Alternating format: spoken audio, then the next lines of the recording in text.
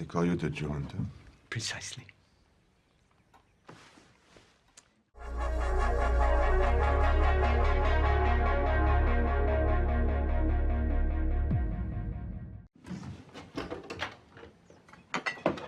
Monsieur le Petit, are you aware of the nickname the people of France have given me?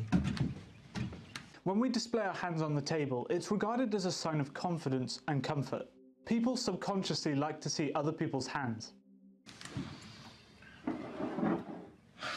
have no interest in such things. But you're aware of what they call me. I'm aware. What are you aware of?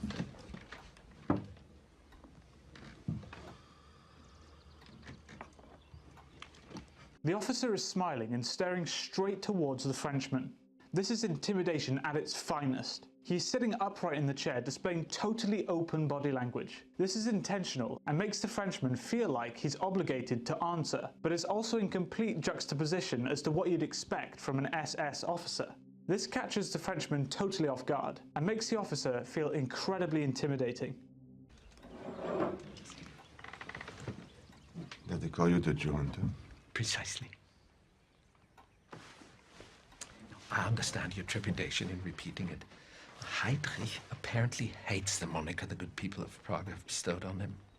Actually, why he would hate the name the Hangman's baffling to me. It would appear he's done everything in his power to earn it. He leans back in his chair, not as a distancing behaviour, but that he feels at ease and comfortable in that situation. Again, he's toying with the Frenchman on a psychological level. He has come into this man's home, treated him with exaggerated kindness, and then displayed total relaxation. He's offending the Frenchman. I, on the other hand, love my unofficial title, precisely because I've earned it. The feature that makes me such an effective hunter of the Jews is, as opposed to most German soldiers, I can think like a Jew, where they can only think like a German. More precisely, a German soldier.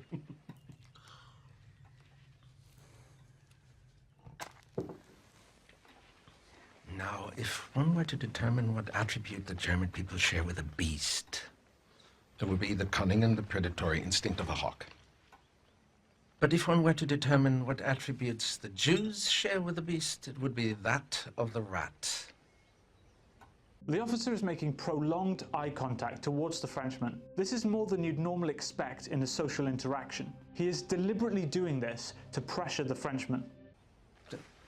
The Führer and Goebbels' propaganda have said pretty much the same thing, but where our conclusions differ is I don't consider the comparison an insult. Consider for a moment the world a rat lives in. It's a hostile world, indeed. If a rat were to scamper through your front door right now, would you greet it with hostility? I suppose I would. The Frenchman looks down when he says he supposedly would. This is a sign of shame and disgust in himself. He hates the fact that he's agreeing with the officer. Has a rat ever done anything to you to create this animosity you feel toward him? Rats spread disease. They bite people. Rats were the cause of the bubonic plague, but that's some time ago. I propose to you any disease a rat could spread, a squirrel could equally carry. Would you agree? Right. Yet I assume you don't share the same animosity with squirrels that you do with rats, do you? No. Yet they're both rodents, are they not? The Frenchman is also making prolonged eye contact. This is a subtle way of him challenging the officer. By staring directly at him, he's showing strength. He isn't distancing with his eyes. He isn't showing fear. And except for the tail, they even rather look alike, don't they? It's an interesting thought, Herr Colonel. However interesting as the thought may be, it makes not one bit of difference to how you feel. The officer's proxemics change when he leans in. This shows that he's passionate about his delusional views and goes through a lot of feelings, as displayed by his body language, when thinking about them. This, I think, adds to the frightening factor of the officer. He seems almost excited and wildly passionate about his evil ideology. If a rat were to walk in here right now as I'm talking, would you greet it with the source of your delicious milk?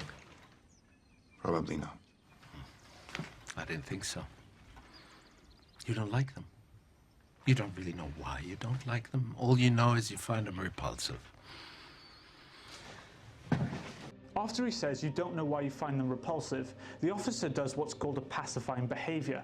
He breathes out slowly, which is the way of the limbic system releasing stress. This is a sign that he's experienced significant stress just thinking about his hatred for Jewish people, showing just how radical and horrid his views and feelings are. Consequently, a German soldier conducts a search of a house suspected of hiding Jews. Where does the hawk look? He looks in the barn, he looks in the attic, he looks in a cellar, he looks everywhere he would hide. But there's so many places it would never occur to a hawk to hide. However, the reason the Führers brought me off my Alps in Austria and placed me in French cow country today is because it does occur to me. Because I'm aware what tremendous feats human beings are capable of once they abandon dignity.